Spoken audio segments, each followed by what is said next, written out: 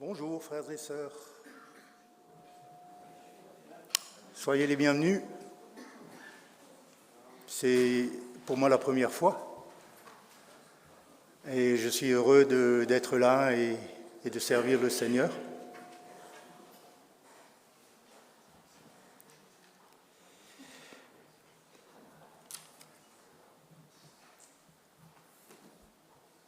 Jean 15, c'est avec si vous gardez mes commandements, vous demeurez dans mon amour, de même que j'ai gardé les commandements de mon Père et que je demeure dans son amour. Je vous ai dit ces choses afin que ma joie soit en vous et que votre joie soit parfaite. C'est ici mon commandement. Aimez-vous les uns les autres comme je vous ai aimés. Frères, c'est avec ce commandement que le Seigneur a adressé à chacun d'entre nous que je souhaite vous accueillir ce matin en tant qu'Église. C'est aussi avec ce commandement que le Seigneur nous accueille pour vivre ensemble son Église. Et j'en suis très heureux. C'est aussi depuis que j'ai rencontré cette communauté du Birkenhof le désir de mon cœur. C'est aussi à travers nos relations les uns avec les autres que je peux mettre en pratique cet amour que le Seigneur nous demande de partager. Et il est vrai qu'à travers ma relation aux autres, j'ai des occasions de vivre cet amour fraternel.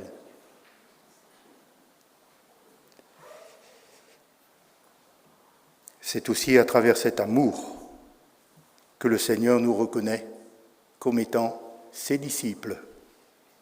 Jean 13, je vous donne un commandement nouveau. Aimez-vous les uns les autres, comme je vous ai aimés. Vous aussi, aimez-vous les uns les autres. À ceux-ci, tous connaîtront que vous êtes mes disciples si vous avez de l'amour les uns pour les autres. Je prie. Père, la nouvelle que nous avons apprise de ton Fils Jésus et que nous annonçons aussi pendant ce culte, c'est que tu es amour, c'est que tu es lumière et qu'il n'y a en toi point de ténèbres. Je te prie que cette lumière brille pour notre joie et que le monde soit touché par la seule œuvre de ton Saint-Esprit.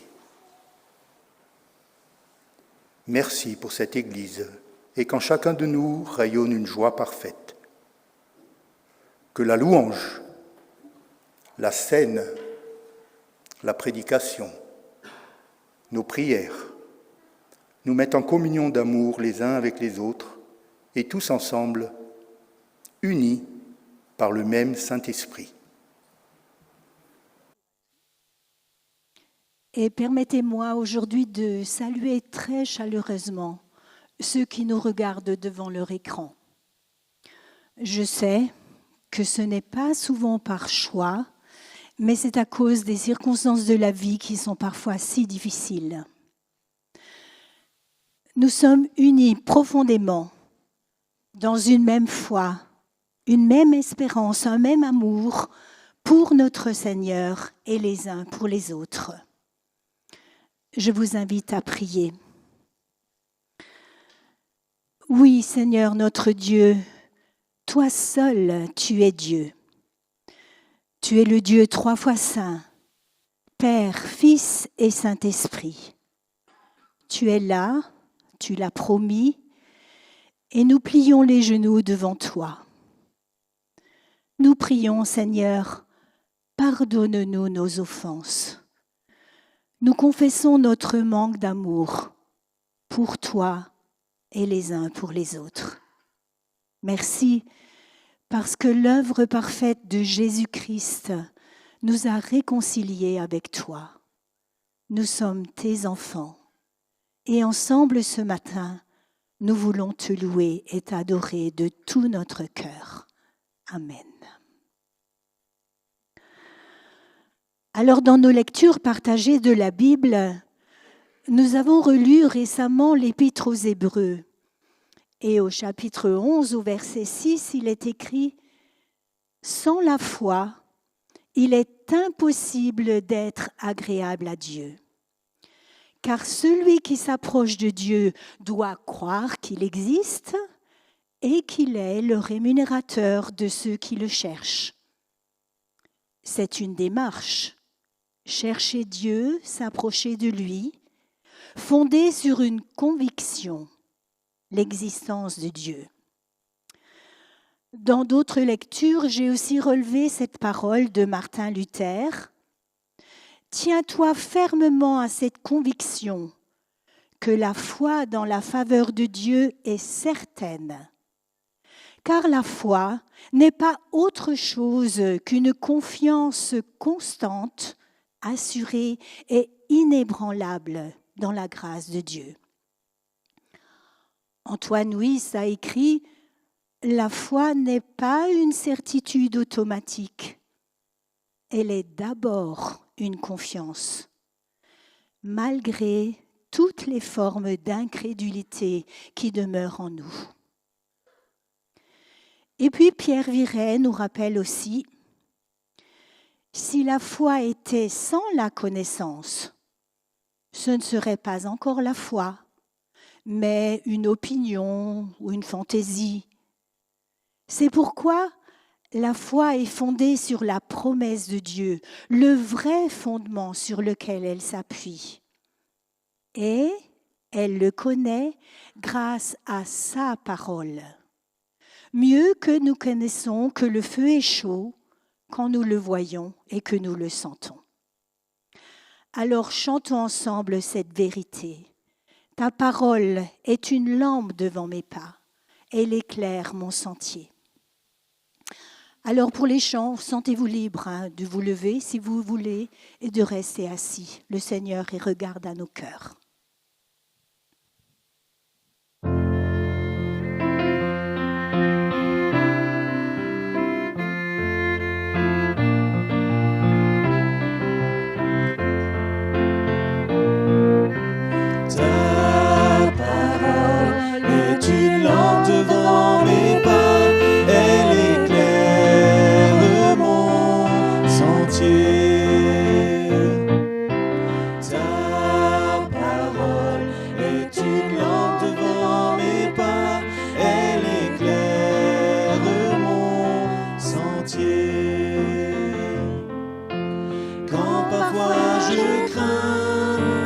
Perdu mon chemin, tu es toujours tout près de moi.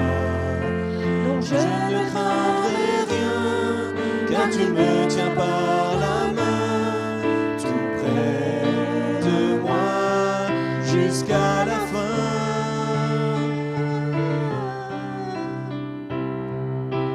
Ta parole est une lampe devant mes pas, elle éclaire mon sentier. Ta parole est une lampe devant mes pas, elle éclaire mon sentier. Je n'oublierai pas ton grand amour pour moi, pourtant parfois je doute encore. Ô Jésus, guide moi, garde-moi tout près de toi. Je veux t'aimer jusqu'à la fin.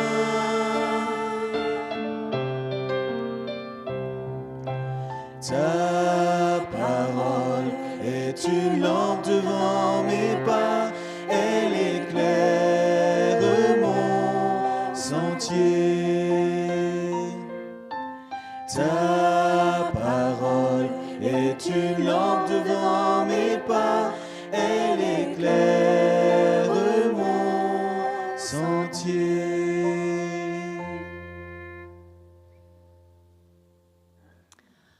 Alors, bien sûr, je vais lire dans la parole de Dieu. Je lirai au psaume 66. Alors, ce psaume n'a pas été écrit par le roi David ou par Asaph ou par Salomon. C'est un simple anonyme, quelqu'un comme vous ou moi. Je lirai les versets 5 à 14.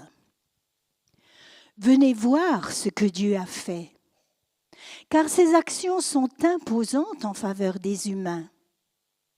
La mer changée en terre ferme, le fleuve passé à pied sec. Aussi nous exultons en lui, car il gouverne pour toujours avec puissance, et ses yeux surveillent les peuples, afin que les rebelles ne puissent pas se dresser contre lui. Bénissez notre Dieu, ô peuple, faites retentir ses louanges. C'est grâce à lui que nous vivons. Il nous a gardés de la chute. Tu nous as éprouvés, ô Dieu. Tu nous as jetés au creuset comme on fait pour l'argent. Tu nous as pris au piège, tu nous as chargés d'un fardeau. Tu as permis à l'ennemi de nous réduire sous son joug. Nous avons traversé le feu, nous avons dû passer par l'eau. Mais tu nous en as fait sortir pour nous conduire à l'abondance. Je viens dans ta maison avec des holocaustes. Je m'acquitte envers toi des vœux que j'ai faits. J'accomplis les promesses prononcées par ma bouche au temps de ma détresse. Peut-être êtes-vous dans une de ces situations qui vous fait penser au creuset, au fardeau, à un passage par le feu ou dans l'eau.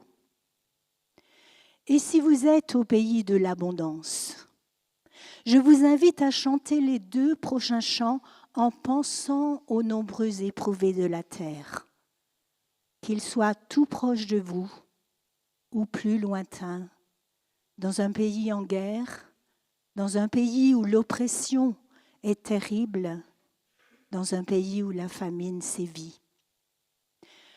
Proclamons ensemble, mon secours est en toi.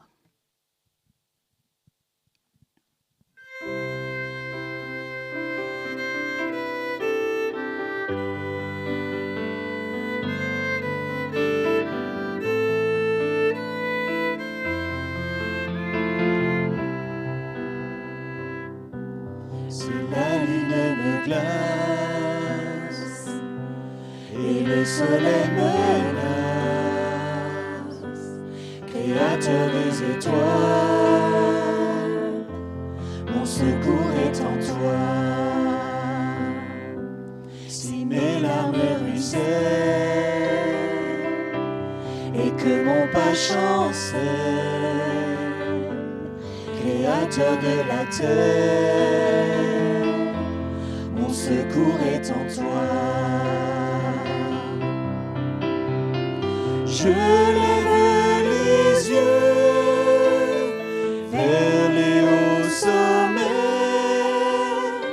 Toi seul est mon Dieu, je proclamerai. Toi seul est ma force, toi seul me restaure, mon secours est en toi. Toujours tu me portes, jamais tu ne donnes, mon secours est en toi. Si la peur m'envahit et mon âme chavire, Créateur de la vie, mon secours est en toi. Je lève les yeux vers les hauts sommets. Toi seul est mon Dieu, je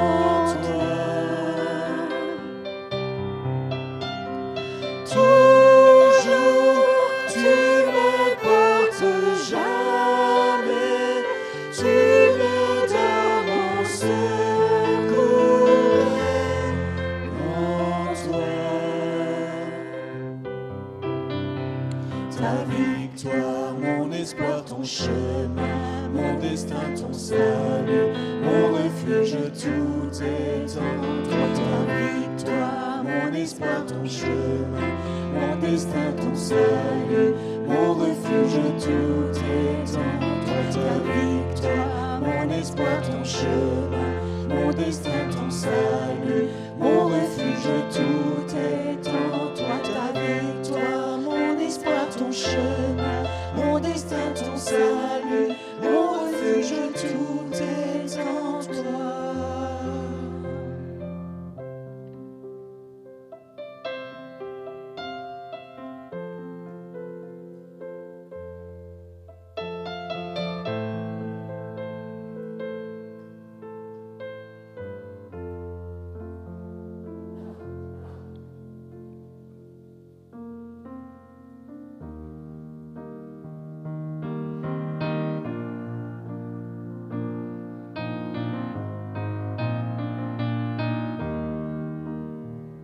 Oh Jésus seul est mon espoir, lui ma lumière, ma force, mon chant, pierre angulaire, solide rempart, même quand l'orage devient violent.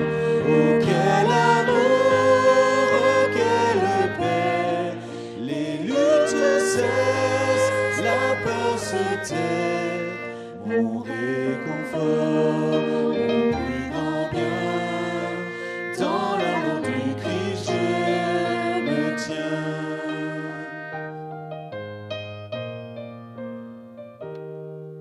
Oh Jésus seul de s'est fait chair, dans un enfant auquel mystère, ce don d'amour, de sainteté, ce qu'il va sauver, jusqu'à la croix il s'est livré, sur lui la colère est tombée, tous les péchés il les a pris, par la mort de Jésus je vis.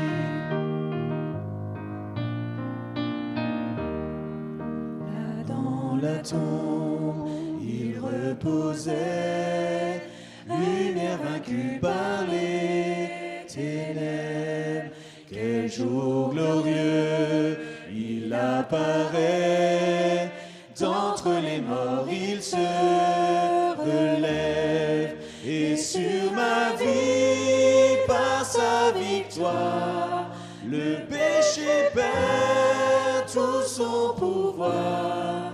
Il est à moi, je suis à lui, racheté par le sang du Christ. Vis en paix, je meurs sans crainte, gardé par la puissance du Christ, du premier cri au dernier souffle. Jésus est maître de ma vie, les plans des hommes ou du malin ne peuvent m'arracher de sa main, et qu'il revienne ou me rappelle, par la force du Christ je tiendrai, et qu'il revienne ou me rappelle, par la force du Christ je tiendrai.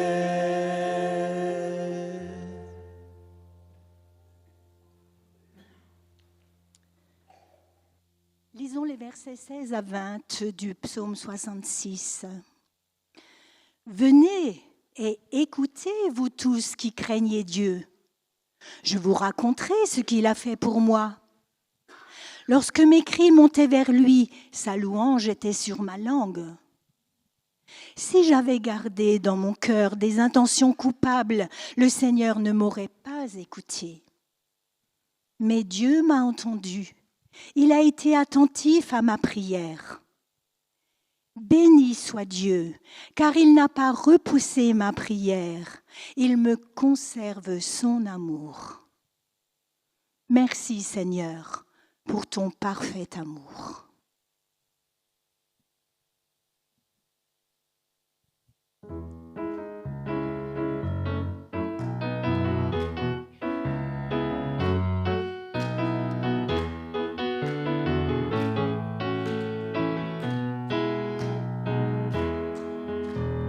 Merci Seigneur pour ta lumière, merci pour tous les clairs matins, merci d'entendre ma prière, d'être mon soutien. Merci Seigneur pour tous mes frères, merci de les avoir donnés, merci car si l'amour s'altère, tu veux pardonner. Merci Seigneur pour toute joie, merci pour mes divers travaux, merci car quand soudain je ploie, tu prends mes fardeaux. Merci Seigneur pour la vieillesse, merci pour les petits enfants, merci pour toutes tes promesses, tous tes soins constants. Merci Seigneur pour ta parole, merci par elle tu m'instruis, merci car elle est ma boussole, elle me conduit. Merci Seigneur pour ta présence, merci pour ton parfait salut, merci des dons que tu dispenses à tous tes élus. Merci Seigneur pour ta puissance, merci de nous donner l'esprit, merci pour ton amour immense qui partout nous suit.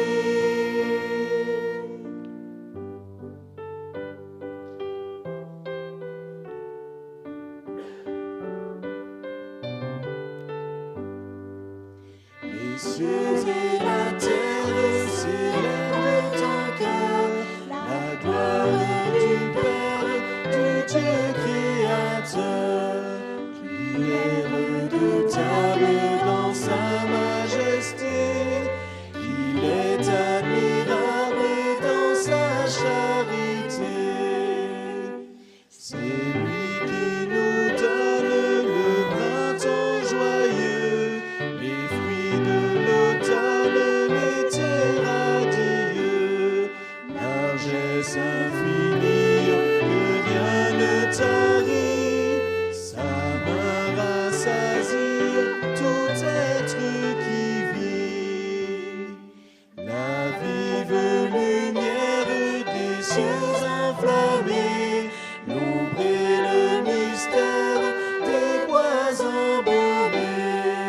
Le flot gris murmure le jour et la nuit, tout dans la nature nous parle de lui.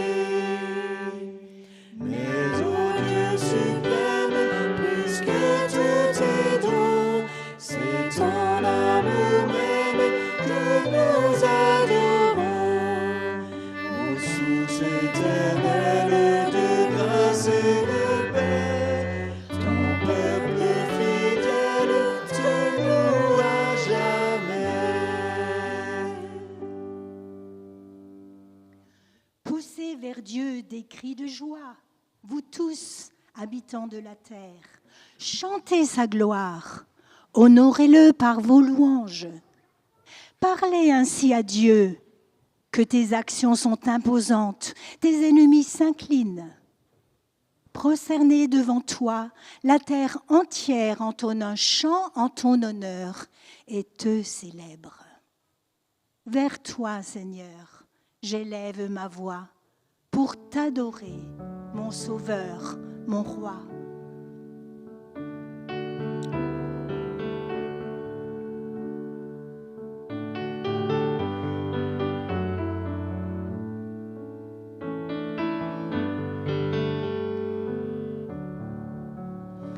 Vers toi, Seigneur, j'élève ma voix pour t'adorer, mon Sauveur, mon Roi. Reçois, Seigneur, comme un doux parfum, l'amour et le chant de nos cœurs reconnaissants. Vers toi, Seigneur, j'élève ma voix pour t'adorer, mon Sauveur, mon Roi. Reçois, Seigneur, comme un doux parfum, l'amour et le chant de nos cœurs reconnaissants.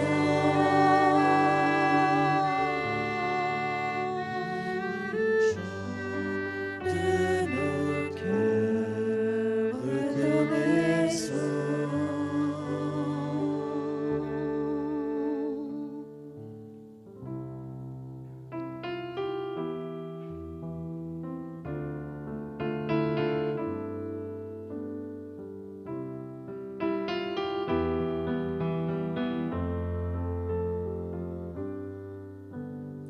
Prince de paix, de vie, de sagesse, source de joie, d'amour, de tendresse, tu remplis mes jours, tu es là, ô Jésus, merci. Quand dans la nuit je cherche un refuge, quand je t'appelle, c'est dans la peur, tu m'entends, c'est toi, sans tarder, tu m'ouvres tes bras.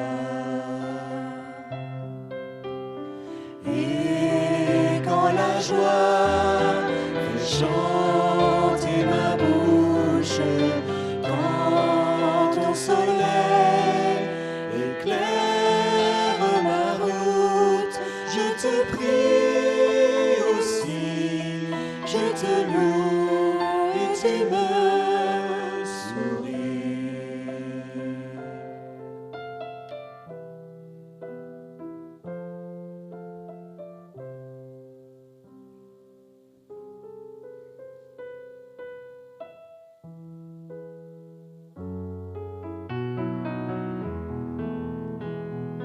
À toi la gloire, ô ressuscité, à toi la victoire pour l'éternité. Brillant de lumière, l'ange est descendu, il roulait la pierre du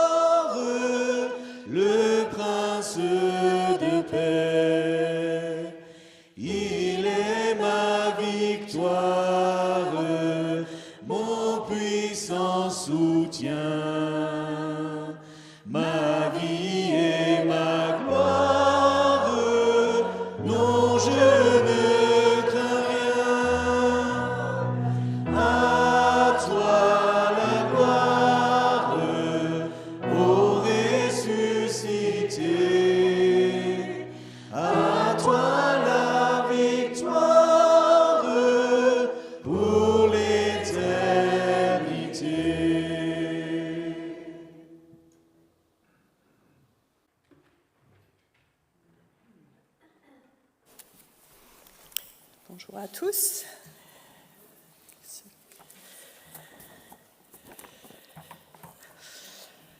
Imaginez qu'on enregistre toutes nos paroles d'une journée. Lorsque le patron nous traite de haut, lorsque les enfants ont encore dessiné sur les murs du salon, lorsqu'une mamie en voiture n'avance pas ou qu'un jeune conducteur nous grille la priorité.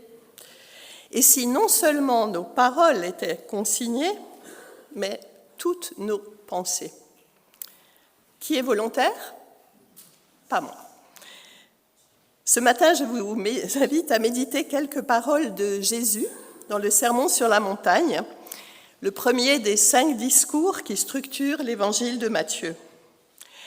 Lorsque nous devenons chrétiens, nous devenons participants d'un royaume ou du règne, un royaume qui n'a pas de frontières physiques, mais qui est déjà là présent, là où les croyants vivent ensemble en reconnaissant l'autorité du Seigneur sur leur vie, en attendant bien sûr le jour du retour de Jésus où ce royaume sera pleinement visible.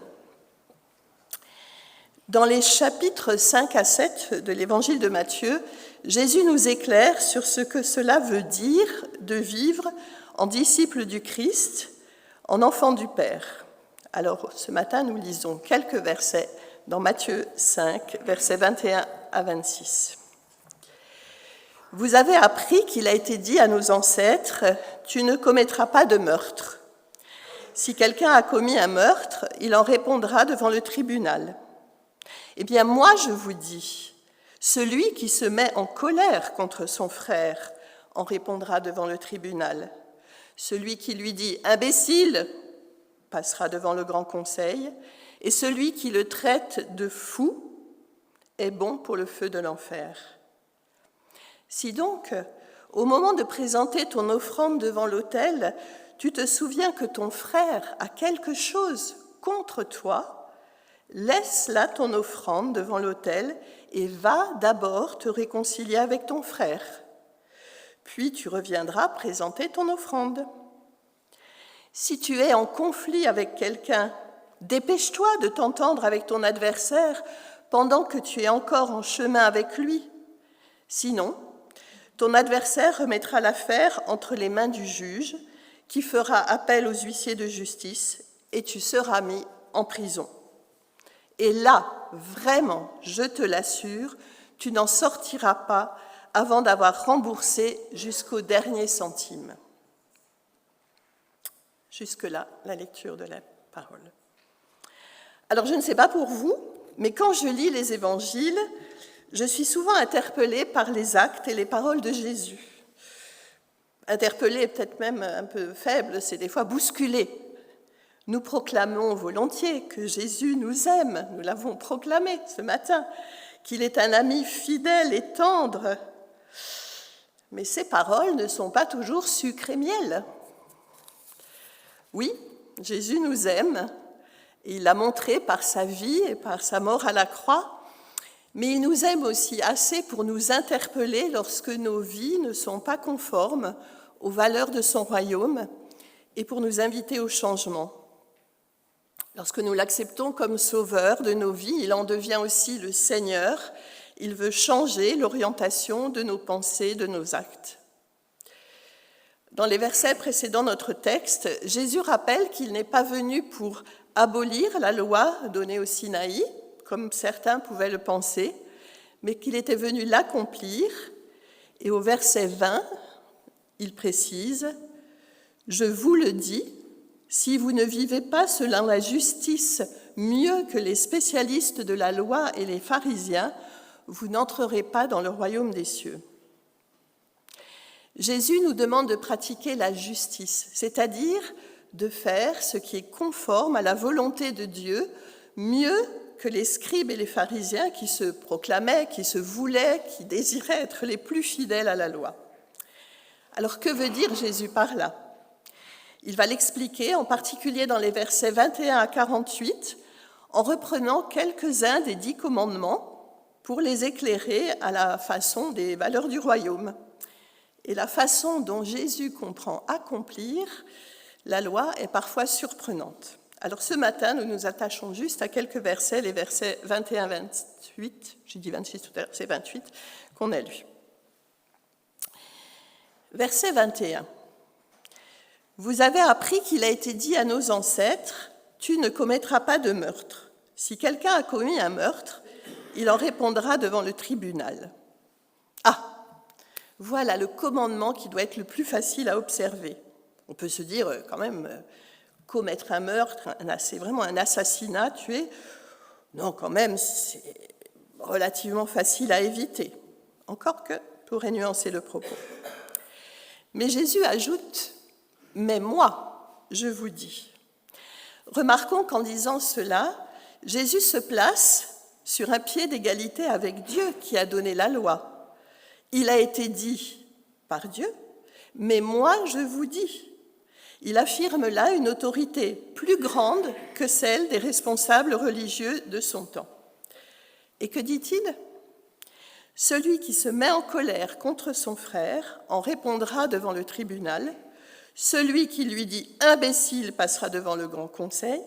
Et celui qui les traite de fous est bon pour le feu de l'enfer. » Se mettre en colère contre son frère, lui dire « imbécile », le traiter de fou, certains voient dans ces trois termes une forme de gradation dans le mépris et la haine envers l'autre, ce qui serait cohérent avec la gradation des châtiments. Le simple tribunal du village, puis le grand conseil, c'est-à-dire le Sanhédrin qui siège à Jérusalem, et enfin le feu de l'enfer, littéralement dans d'autres Bibles c'est la géhenne, terme qui désigne à l'origine une sorte de décharge à Jérusalem et qui sert d'image pour parler de l'enfer. Donc, si on résume, on passe de « tu ne commettras pas de meurtre » à « ne dis pas », pour le dire en langage d'aujourd'hui, « espèce de taré » si tu ne veux pas être condamné. Si j'examine ma vie, si nous examinons nos vies aujourd'hui, je pense que nous pouvons facilement conclure que nous sommes tous bons pour le feu de l'enfer à un moment ou à un autre. Si l'on fait une équivalence entre le commandement et la parole de Jésus, c'est terrible.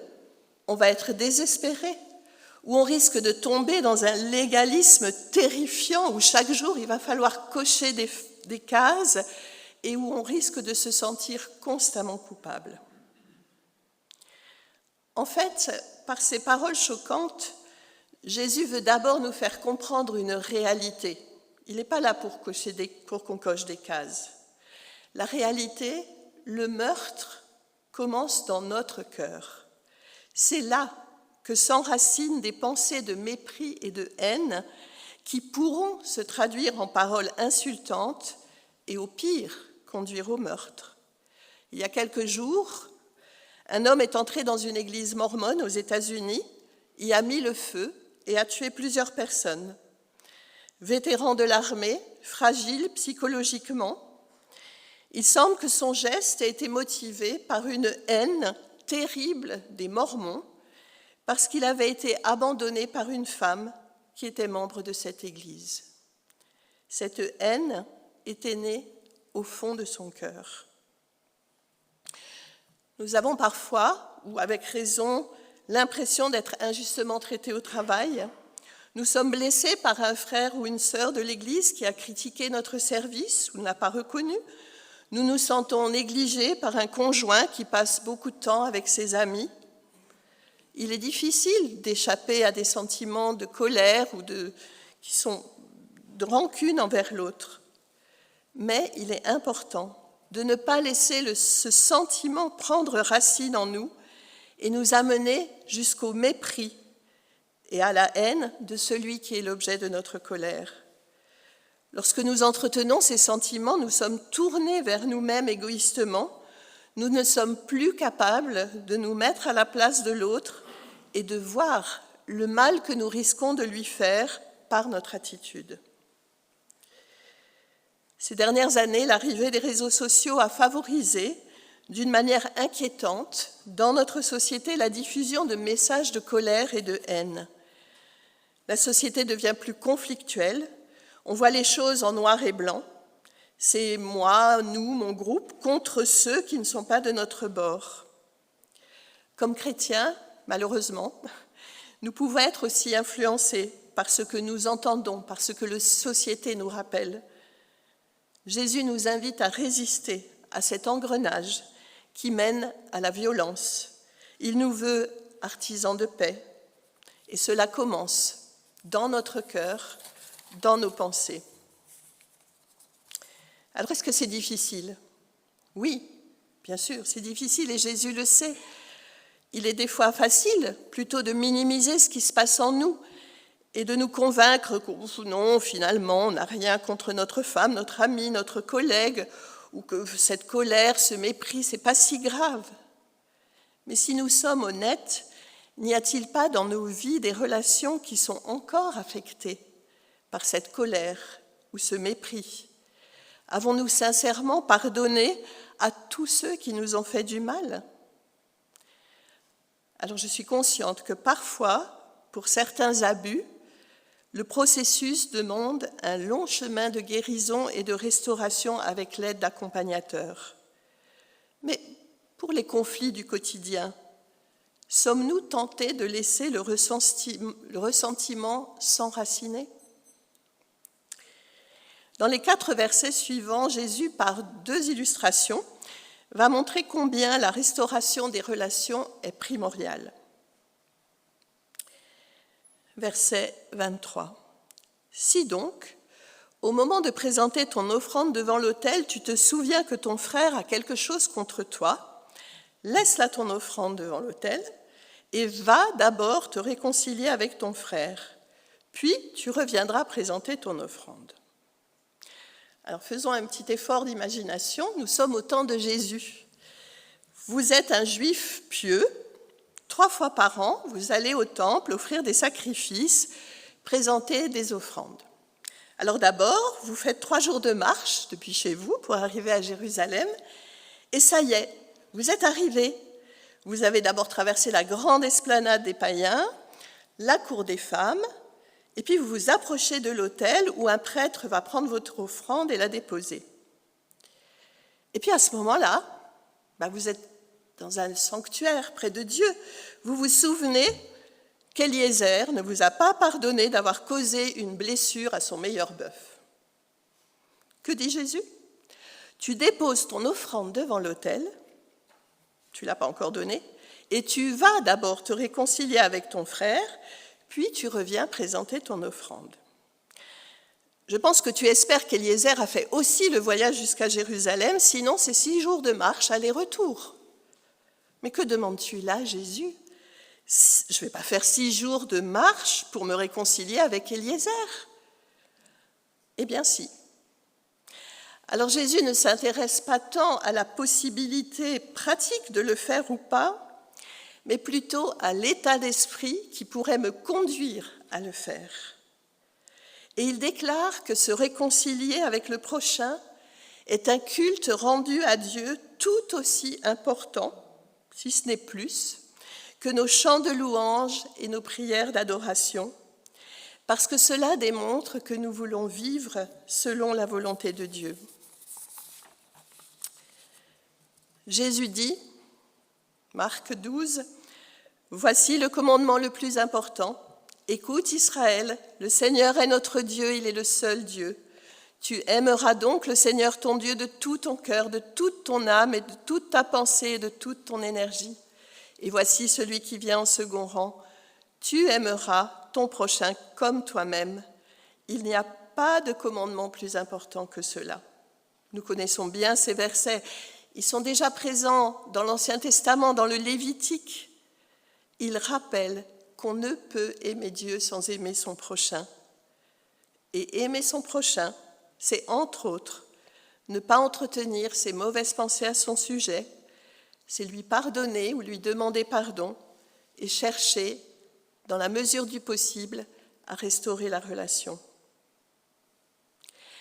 Je trouve intéressant que dans ces 2 versets, Jésus nous met dans la situation de l'offenseur, celui à qui on doit pardonner. Et je trouve bon qu'il nous rappelle que nous sommes tous des offenseurs. Que nous blessons, que nous manquons d'amour, nous avons tous besoin de pardon de notre frère ou de notre sœur. Dans les 2 derniers versets de notre passage, Jésus souligne, avant c'est l'importance, maintenant c'est l'urgence de la réconciliation lorsqu'une relation est détériorée. Si tu es en conflit avec quelqu'un, dépêche-toi de t'entendre avec ton adversaire pendant que tu es encore en chemin avec lui. Sinon, ton adversaire remettra l'affaire entre les mains du juge, qui fera appel aux huissiers de justice, et tu seras mis en prison. Et là, vraiment, je te l'assure, tu n'en sortiras pas avant d'avoir remboursé jusqu'au dernier centime. Jésus nous invite à régler nos conflits rapidement, avant que cela ne prenne des proportions dramatiques. Alors, une première lecture de ce texte nous permet de comprendre qu'il vaut toujours mieux se réconcilier à l'amiable.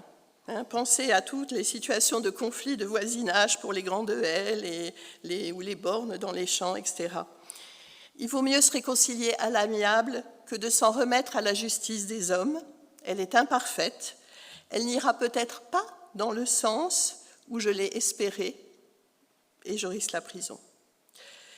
Une autre lecture possible de ce verset est un appel à nous pardonner et nous réconcilier mutuellement sur cette terre, de peur que nous n'ayons à subir les conséquences de notre manque de pardon, comme Jésus le souligne dans la parabole du serviteur impitoyable en Matthieu 18. Au jour du jugement, comment Dieu verra-t-il notre attitude ? Ceux qui ont reconnu la grâce imméritée de Dieu pour le pardon de leurs péchés devraient naturellement pardonner ceux qui les offensent. Pardonne-nous nos offenses, comme nous pardonnons à ceux qui nous ont offensés, dit Jésus dans le Notre Père, en Matthieu 6. Alors je ne sais pas comment vous recevez ces paroles de Jésus. Elles sont exigeantes, elles sont radicales, mais elles sont réellement la volonté de Dieu pour nos vies. Et Jésus s'attend à ce que nous les mettions en pratique, comme il le dit à la fin du chapitre 7 de Matthieu, en conclusion de ce sermon sur la montagne. Pour entrer dans le royaume des cieux, il ne suffit pas de me dire « Seigneur, Seigneur », il faut accomplir la volonté de mon Père céleste. Au jour du jugement, nombreux sont ceux qui me diront « Seigneur, Seigneur, nous avons prophétisé en ton nom, nous avons chassé des démons en ton nom, nous avons fait beaucoup de miracles en ton nom. » Je leur déclarerai alors, « Je ne vous ai jamais connus.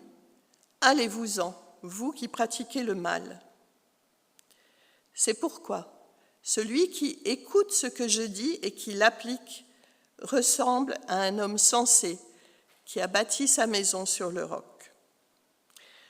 Que devons-nous faire ? À un moment, la foule a dit à Jésus, « Mais c'est impossible d'être sauvé. » Mais à Dieu, c'est possible.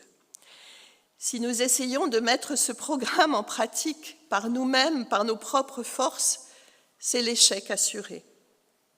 Nous avons vu que c'est en nous, dans nos cœurs, que naissent les sentiments qui vont abîmer nos relations. Et donc c'est là que nous sommes appelés à être transformés, renouvelés. C'est là que nous sommes invités à laisser l'esprit qui vit en nous remporter la victoire sur nos mauvais penchants. Nous ne sommes pas seuls face à ce défi. Notre capacité à vivre des relations justes et aimantes vient d'un être intérieur profondément attaché à Christ, voulant lui ressembler et prêt à être transformé. Le Saint-Esprit en nous cherche à produire son fruit quand nous l'avons reçu. Comment le laisser toujours plus fructifier ? Quelques idées. En lisant et méditant la Bible, nous découvrons la volonté de Dieu pour nos vies, ce qui compte pour lui. Nous y apprenons aussi à mieux le connaître, en particulier par la vie de Jésus. Il est celui qui nous révèle le Père, il est notre modèle. La Bible, elle est notre boussole, elle est notre nourriture pour chaque jour. La prière est le lieu du dialogue avec Dieu dans l'intimité, pour lui demander d'être conduit par l'Esprit pour porter son fruit? Est-ce que nous prions souvent pour lui demander de mieux aimer notre conjoint, nos enfants, les frères et sœurs de l'Église, nos collègues? Savons-nous de reconnaître devant Dieu notre difficulté à pardonner, notre besoin d'être transformés comme Christ? Avons-nous déjà essayé de bénir ceux qui nous font du mal, comme le demande Jésus? Eh bien, moi, je vous dis, aimez vos ennemis et priez pour ceux qui vous persécutent. Quel programme! Alors, pour ne pas tomber dans le découragement, souvenons-nous que vivre les valeurs du royaume, ce n'est pas cocher des cases pour avoir un certificat de bonne conduite. Nous aspirons à les vivre parce que ces valeurs, orientées vers l'amour pour Dieu et le prochain, sont le beau et le bon projet du Père qu'il désire depuis le commencement, parce que ces valeurs nous rendent heureux. Vivre de belles relations, ça nous rend heureux. Et lorsque nous chutons, et quand nous allons chuter, parce que ça, en tout cas chez moi, ça arrive, conscients de l'immensité de l'amour et du pardon de Dieu, nous avons l'assurance qu'il est prêt à nous pardonner. Jésus est notre modèle, mais il est aussi notre Sauveur, celui qui nous fait grâce. Et enfin, nous ne sommes pas seuls. Être chrétien, c'est faire partie d'une famille, l'Église, le peuple de Dieu, qui est appelé à mettre en pratique les valeurs du royaume. Lorsque nous nous retrouvons au culte, en petits groupes, nous pouvons nous encourager, comme je crois ce matin nous l'avons fait, à cultiver la bienveillance et le pardon, et ainsi vivre une communion de cœur qui témoigne aux yeux du monde qui est notre Père. Pour conclure, j'aimerais tout simplement lire les magnifiques paroles d'exhortation de Paul dans le chapitre 2 de l'Épître aux Philippiens. Si votre union avec Christ vous donne du courage, si son amour vous apporte du réconfort, et si vous êtes en communion avec lui par l'Esprit, si vous avez de la tendresse et de la bonté les uns pour les autres, alors comblez-moi de joie en vous mettant d'accord, en ayant un même amour, en étant unis par le cœur et par la pensée. Ne faites rien par esprit de rivalité ou par gloriole, mais avec humilité, considérez les autres comme supérieurs à vous-même, que personne ne cherche son propre intérêt, mais que chacun de vous pense aux autres. Comportez-vous entre vous comme on le fait quand on est unis à Jésus-Christ. Amen. Avant de chanter un chant qui est aussi une prière, et je vous invite à vraiment vous concentrer sur les paroles, je vous laisse un temps de prière silencieuse et je terminerai. Que nous puissions laisser résonner ces paroles de Jésus en nous.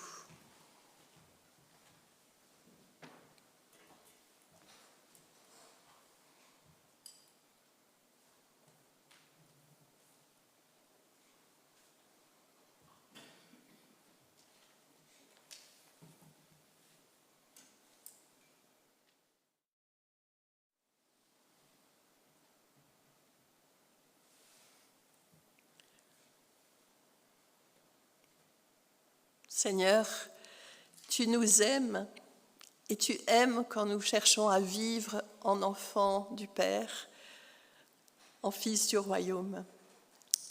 Nous avons besoin de toi pour le faire, Seigneur. Nous avons tellement besoin de toi. Nous savons que ce que tu désires, c'est le meilleur pour nous, en particulier dans nos relations les uns avec les autres. Et nous avons tant besoin de toi. Seigneur, merci parce que c'est avec les frères et sœurs que nous pouvons le mieux nous encourager et nous exercer à vivre ces valeurs, mais qu'elles puissent aussi rayonner dans nos relations avec tous ceux qui ne t'appartiennent pas encore, Accorde-nous ta grâce, Seigneur, nous avons besoin de toi.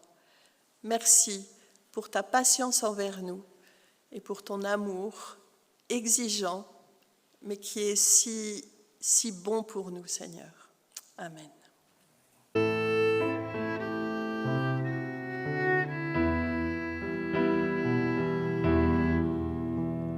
Seigneur, Fais de nous des ouvriers de paix. Seigneur, fais de nous des bâtisseurs d'amour. Là où demeure la haine, que nous apportions l'amour. Là où se trouve l'offense, que nous mettions le pardon. Seigneur, fais de nous des ouvriers de paix. Seigneur, fais de nous des bâtisseurs d'amour. Là où grandit la discorde, que nous fassions l'unité. Là où séjourne l'erreur, que nous mettions la vérité. Seigneur, fais de nous des ouvriers de paix. Seigneur, fais de nous des bâtisseurs d'amour. Là où persistent les ténèbres, que nous mettions la lumière.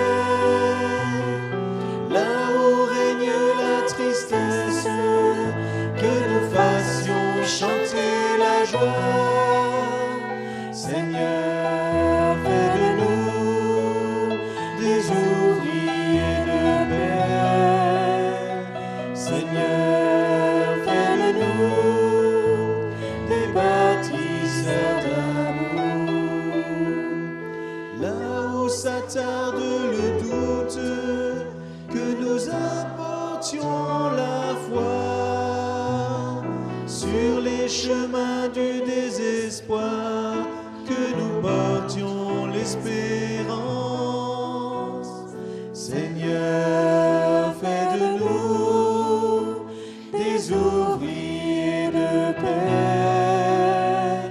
Seigneur, fais de nous des bâtisseurs d'amour. Donne-nous de consoler plutôt que d'être consolés. Donne-nous de comprendre plus souvent que d'être compris. Seigneur, fais de nous des ouvriers de paix. Seigneur, fais de nous des bâtisseurs d'amour. Car il faut savoir donner pour pouvoir être comblé. Car il faut s'oublier pour pouvoir se retrouver. Seigneur, fais de nous des ouvriers de paix. Seigneur, fais de nous des bâtisseurs d'amour.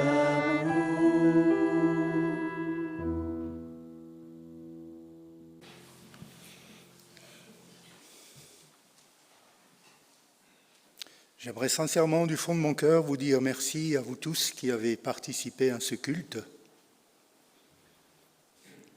ici à Jérusalem, là-bas en Samarie et un peu plus loin jusqu'aux extrémités de la terre. Il y aurait beaucoup de choses à dire, mais le temps passe.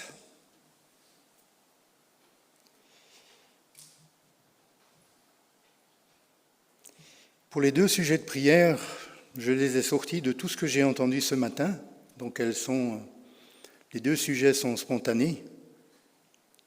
D'abord, nous pourrions prier pour que le Seigneur fasse de nous des ouvriers de paix, vraiment en chaque circonstance. Et le deuxième sujet de prière, c'est que le Seigneur fasse de nous des bâtisseurs d'amour en chaque circonstance. Et comme ça nous a été rappelé ce matin, c'est probablement une décision, c'est probablement un travail, et nous aurons tous besoin de tout le potentiel du Saint-Esprit pour y arriver.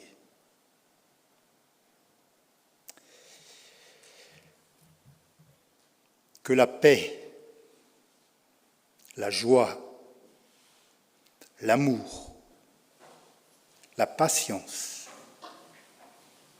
la maîtrise de soi, la bonté, la fidélité et la douceur nous accompagnent à chaque instant et fassent rayonner en nous toute la gloire de Dieu.